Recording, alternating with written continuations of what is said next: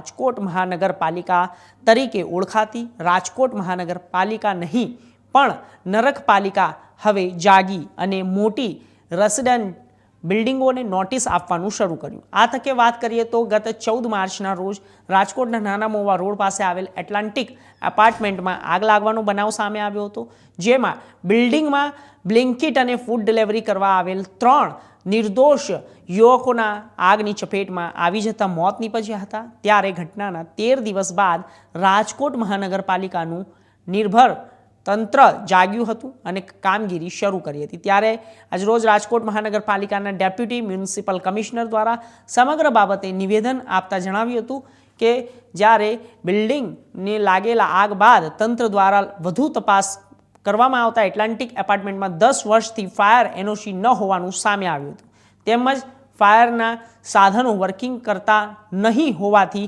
Notice આપવામાં આવી છે। ત્યારે દુર્ઘટના બાદ કેમ મનપા તંત્રની ઊંઘ ઉડે છે અને એટલાન્ટિસ એપાર્ટમેન્ટની આગ અંગે હજુ તપાસ કરવામાં આવી રહી છે અને સાથે હવે શહેરમાં અન્ય કોઈ સ્થળે આવી દુર્ઘટના ન બને તે માટે અત્યાર સુધીમાં 628 રહેણાંક એપાર્ટમેન્ટમાં ચેકિંગ કરીને કુલ 542 નોટિસ આપવામાં આવી। હજુ પણ શહેરના તમામ વિસ્તારોના રહેણાંક તેમજ કોમર્શિયલ બાંધકામોમાં ચેકિંગની કામગીરી ચાલી રહી છે। ત્યારે એક સવાલ એ પણ ઊભો થઈ રહ્યો છે કે 10 વર્ષથી ફાયર એનઓસી નહોતું અને આ બાબતે ફાયર વિભાગ દ્વારા નોટિસ આપી હતી તો કોને આપી હતી, અને જો એપાર્ટમેન્ટના બિલ્ડરોને આપી હોય તો તે સમગ્ર ઘટના પાછળ જવાબદાર ગણાય, અને જો આ એપાર્ટમેન્ટના પ્રમુખને આપી હોય તો તે જવાબદાર ગણાય। ત્યારે હાલ મનપા દ્વારા આજ દિન સુધી કેમ પોલીસ ફરિયાદ નોંધવવામાં આવી નથી? ત્યારે શું રાજકોટ મહાનગરપાલિકા તરીકે ઓળખાતી નરક પાલિકા પણ શું આ ઘટના પાછળ જવાબદાર છે? તેવા હાલ ઘણા સવાલો ઊભા થઈ રહ્યા છે। જે ચેકિંગ છે એ તો અવિરત ચાલી રહ્યું છે। જે તે સમયે ટીઆરપીની ઘટના પછી સરકાર તરફથી એક એસઓપી રાજકોટ મહાનગરપાલિકાને મળેલ છે અને એ જ એસઓપીમાં થોડા લોકલ આંશિક ફેરફાર કરીને રાજકોટ મહાનગરપાલિકાએ પોતાની અલગ એસઓપી બનાવેલ છે અને એ એસઓપી મુજબ ચેકિંગ અવિરતપણે ચાલુ હતું જ। હાલ જે આપણને વધારાનું માનવબળ મળ્યું છે, જે ફાયર પ્રિવેન્શન વિંગ અંતર્ગત આપણને જે વધારાનું માનવબળ મળ્યું છે એનાથી આપણે એ ચેકિંગને વધુ સઘન બનાવ્યું છે અને હાલ હું માનું છું છેલ્લા થોડા સમયમાં 500થી વધુ આપણે મિલકતોનો સર્વે કરી અને જ્યાં ત્રુટીઓ હતી ત્યાં આપણે નોટિસ આપેલ છે। આ પ્રક્રિયા નિરંતર ચાલુ રહેશે અને જ્યાં ત્રુટીઓ મળશે ત્યાં અમુક નોટિસ બાદ આપણે કાર્યવાહી કરવાની ફરજ પડશે। સર, એટલાન્ટિસ બિલ્ડિંગમાં જે રીતે 10 વર્ષથી એનઓસી રિન્યુ નહોતું થયું, હવે આવો કંઈ સામે આવશે તો કોઈની શેરશરમ નહીં રાખે એ વાત સ્પષ્ટ છે।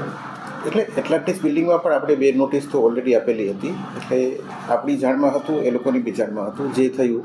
પરંતુ હવે જો આ કોઈ પણ હાઉસિંગ કોલોની કે એનું એઓપી હોય કે માલિક હોય એમના તરફથી જો પ્રત્યુત્તર નહીં મળે કે કાર્યવાહી નહીં થાય તો પછી આપણે કાયદા જે ફાયર એક્ટ છે એ મુજબ આપણી પાસે જે સત્તા એટલે થયેલ છે એ મુજબ કાર્યવાહી કરવાની ફરજ પડશે। મેજરલી કઈ ત્રુટીઓ દેખાય છે બાંધકામમાં? ફાયરની દ્રષ્ટિએ હાલ જે હાઇડ્રન્ટ સિસ્ટમ લગાવેલ હોય તે કાર્યશીલ ના હોય, એનઓસી રિન્યુ થયેલ ના હોય અથવા બીજી કોઈ બી, તો દરેક મિલકત ઉપર અલગ અલગ પ્રશ્નો હોય છે। એનઓસીની બી પ્રક્રિયા સરકારે ઘણી સરળ કરી દીધી છે રિન્યુઅલ માટે, એટલે હું માનું છું એમાં પણ કોઈ હવે પ્રશ્ન નથી।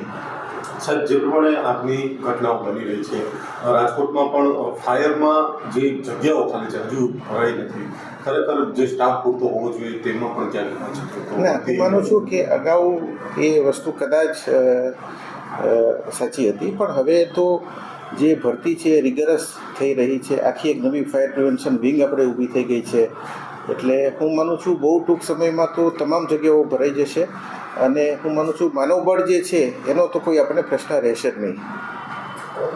Okay sir.